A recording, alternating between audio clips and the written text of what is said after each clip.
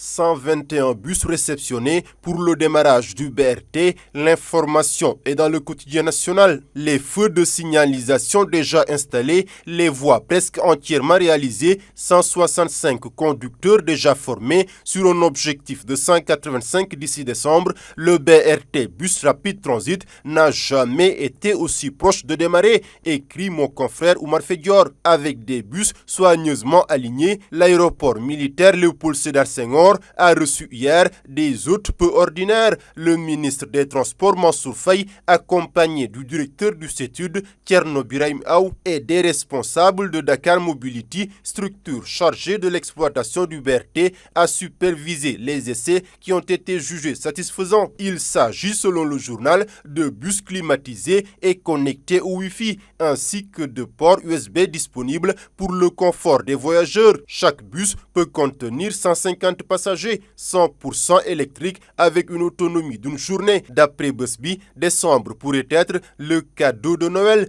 après les derniers réglages, puisque le ministre des Infrastructures a annoncé le démarrage de l'exploitation commerciale du BRT pour le 27 décembre prochain. Il précise que ce sont des bus performants qui sont une propriété de l'État du Sénégal, mais confiés à une structure d'exploitation dans le cadre d'une concession pour à peu près 15 ans. Mansour Faye d'en appeler aux populations pour la préservation de ce bien public. À raisonnement d'un navire par la Marine nationale, près de 3 tonnes de cocaïne saisie. Le coup de l'année réussi de la Marine est dans l'Observateur. La Marine sénégalaise a saisi près de 3 tonnes de cocaïne sur un navire arraisonné au large du Sénégal et avec à bord des Nigérians et des Cap-Verdiens. En effet, c'est le patrouilleur le Fouladou qui a arraisonné ce navire en question à plus de 150 km au sud de Dakar dans la nuit du dimanche 26